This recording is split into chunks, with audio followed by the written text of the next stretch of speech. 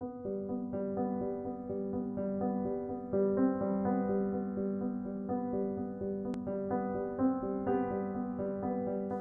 du, at dine medarbejdere virker stresset, og du er i tvivl om, hvad du skal gøre? Jeg vil give dig viden om stress, og jeg vil give dig gode redskaber til, hvordan du håndterer stress hos en medarbejder. Stress kommer sjældent fra den ene dag til den anden. Stress udvikler sig og forværres gradvist over tid. Min medforfatter og jeg skelner i bogen mellem 5 forskellige faser, som dine medarbejdere kan gennemgå, fra de er i høj trivsel til de udvikler alvorlig stress.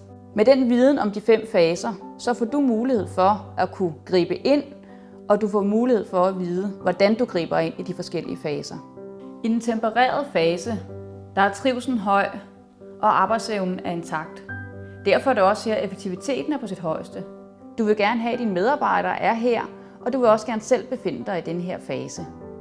I den tempererede fase er der en god balance mellem de krav, som medarbejderne møder, og de ressourcer og kompetencer, de har. Men de udvikler sig også og lærer gradvist. I den opvarmede fase begynder kvaliteten at blive reduceret en anelse. Medarbejderen prioriterer ikke længere helt optimalt, og kan også virke mere utålmodig. Der kan også opstå risiko for konflikter i teamet. Det er ikke farligt for medarbejderen at være i den opvarmede fase i en kortere periode. Men det må ikke blive til new normal i dit team. For er medarbejderen i den opvarmede fase i for lang tid, er der risiko for, at han glider ned i den overophedede fase. I den overophedede fase begynder medarbejderen at udvikle reelle stresssymptomer. Medarbejderen får vanskeligt ved at sove og får hukommelsesproblemer, koncentrationsproblemer og vil også vanskeligt ved at prioritere sine egne arbejdsopgaver. I den overophedede fase begynder medarbejderen at tvivle på sig selv, tvivle på, om han er god nok. Du kan derfor opleve, at medarbejderen vil være undvigende, hvis du spørger ind til, hvordan han har det.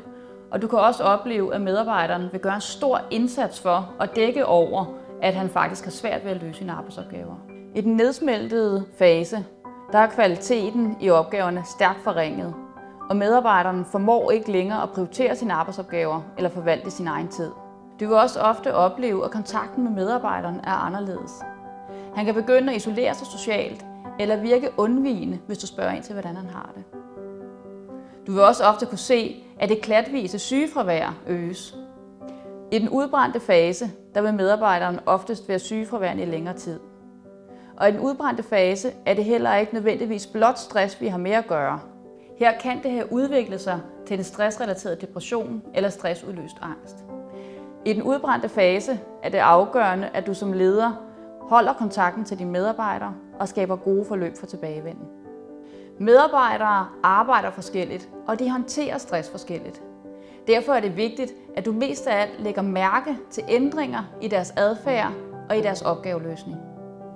Men for at du kan se de ændringer, der er hos medarbejderne, så er det vigtigt, at du kender dine medarbejdere godt, og du har en hyppig kontakt til dem.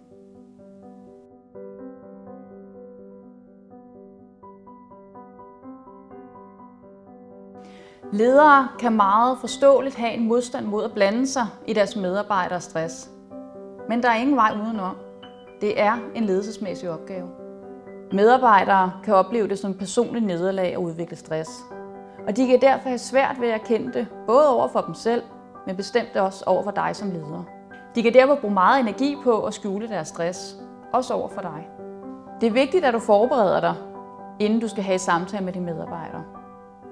Du skal sørge for, at du har afsat en time til jeres møde, og du skal sørge for, at I sidder uforstyrret. Du skal også være opmærksom på, at stress er et diffust fænomen og ikke er klart defineret. Derfor må du parkere din egen forståelse af stress uden for døren, og i stedet lytte aktivt til, hvad dine medarbejdere fortæller dig, for at du kan få en fornemmelse af, hvor på stresstrappen han eller hun befinder sig.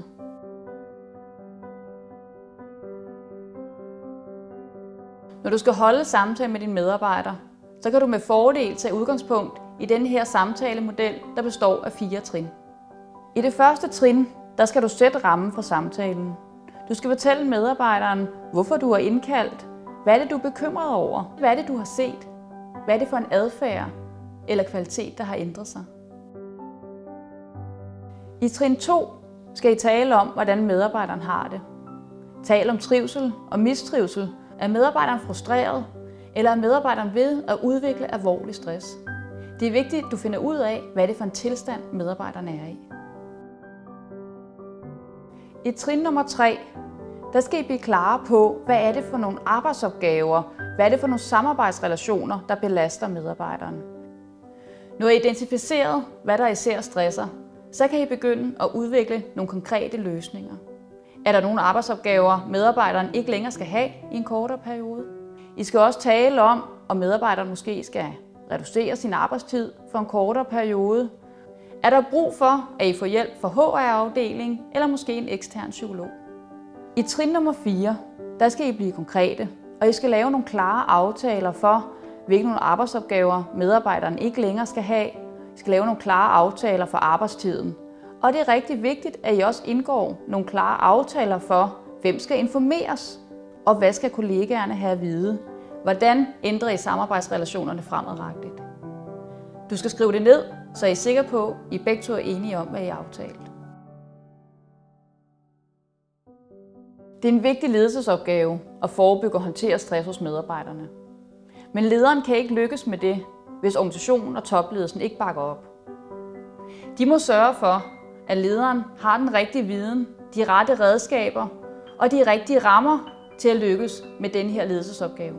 Hvis du som leder følger de her råd, så vil det hjælpe dig til at øge trivslen hos dine medarbejdere, og det vil hjælpe dig til at spotte stress i tide, så du kan forebygge sygefravær og derigennem øge produktiviteten i dit team.